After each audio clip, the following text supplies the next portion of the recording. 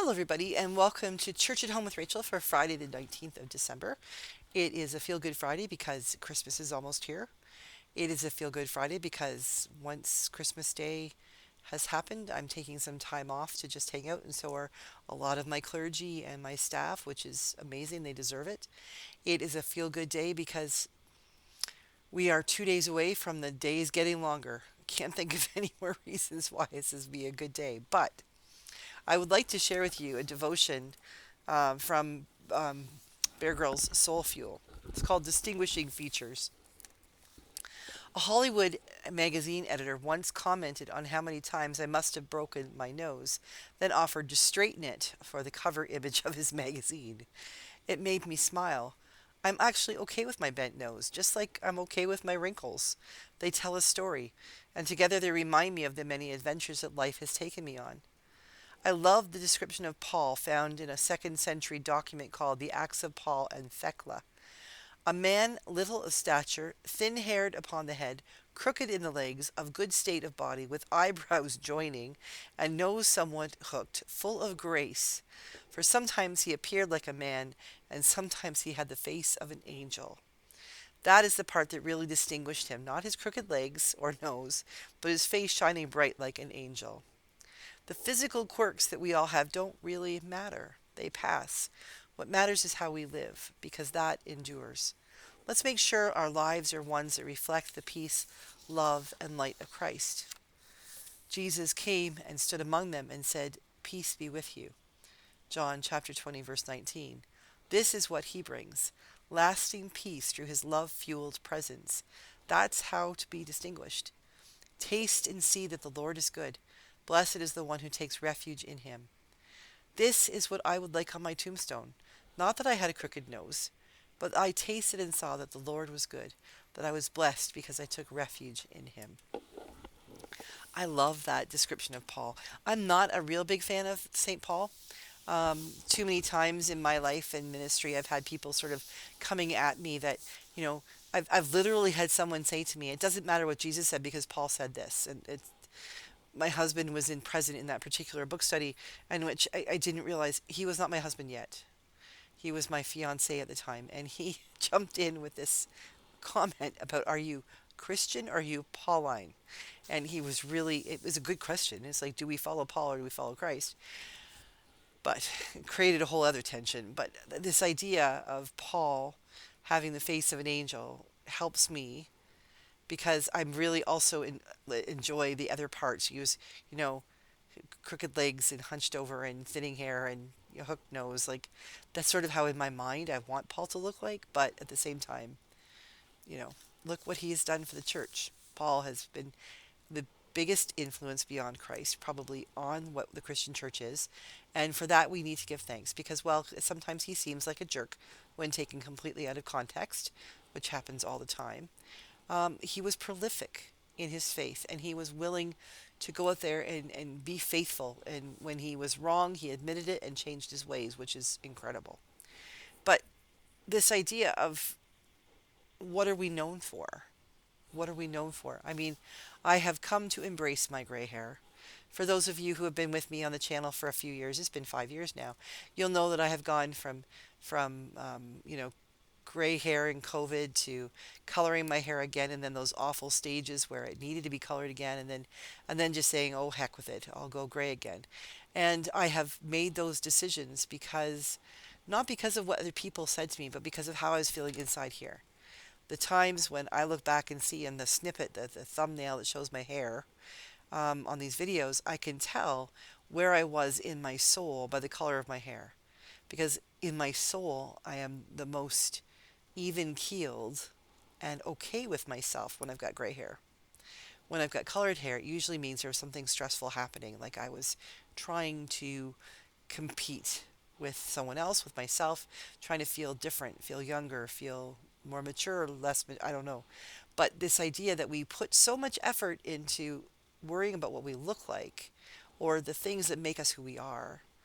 Like I am the height I am the size I am the color of hair I have, and I wear glasses.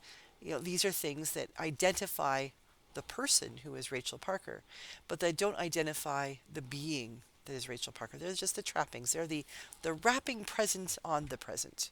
And the inside of me is what is the true gift. Just like the inside of you is the true gift. And when we think about how people see us, how often, after we get past sort of 2 years old, well, maybe 3 or 4 years old, 13, 14 years old, and maybe in our 20s, how often do we actually describe someone by their what they look like? I mean, yes, as I said, young children. I remember my stepson when he was in grade 1 or 2, maybe, so 6 or 7 years old. I remember he was trying to explain to his dad and I this one, his best friend in class, and he kept going on about, Dad, he's got curly hair, and he was wearing a striped shirt, and he had red running shoes on, and he's naming these, he's going off of, he's said the name, he's listing what this kid was wearing and what this kid looks like, and finally he said, after about 5 minutes of frustration, he's like, the black kid. And it's like, wow. Rob and I looked at each other and thought, wow, things are so different. When we were growing up, that would have been the first descriptor we used. And Dan, through no big effort of our part, and certainly not on his mom's part, it never even occurred to him that his skin color would be the descriptor he would use to set that kid aside. He used the curly hair, the color of shirt he had on, the color of his running shoes.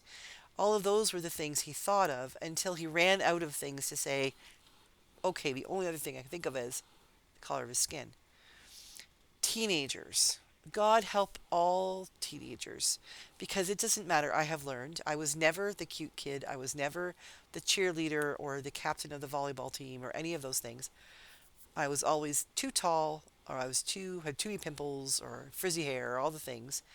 And I always worried because I was never good looking enough. It never even occurred to me until I was well into my 30s when I had a conversation with one of those people I ran into. I don't remember where or why, but someone I had been going to school with before, probably in university. I didn't really keep in touch with anybody from all the high schools I went to. But ran into somebody whom I knew when I was still in that what I felt was an awkward phase and who I thought was beautiful, cover girl beautiful, had everything, did really well in school and everything. We got talking about some things. And that's when I discovered, when she told me about her illness, like her mom's illness. Um, Her name was Beth. The person I'm thinking of, her name was Beth.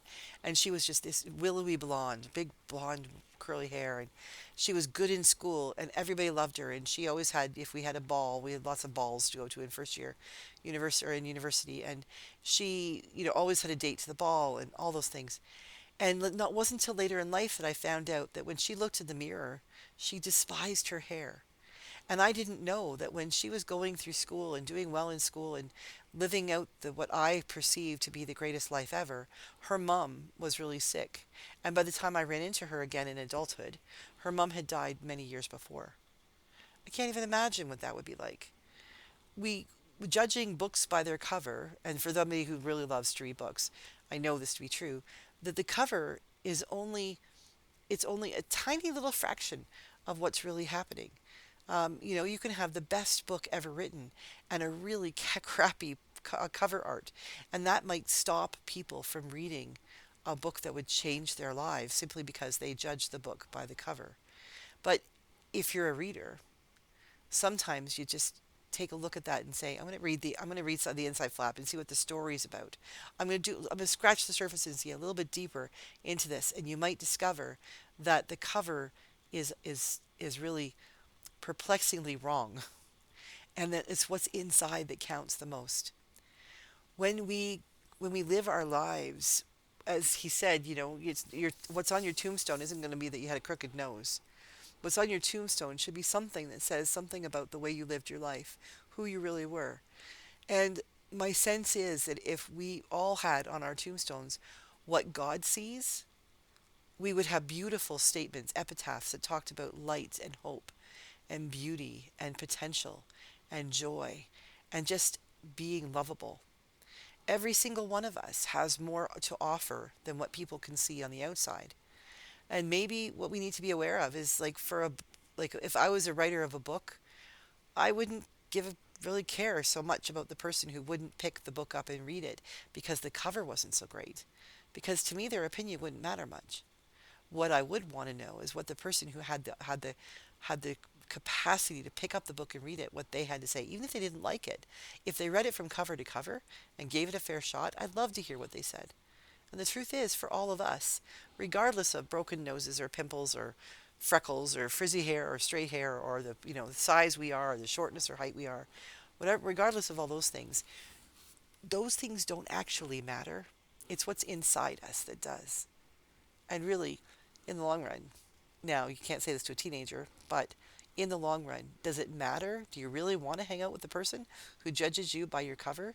Or do you want to hang out with the person who looks inside and says, wow, did God ever do a good thing? So that's why I like hanging out with all of you. Because when I see you, metaphorically, I see people, real honest to God people, in whom God did a great thing.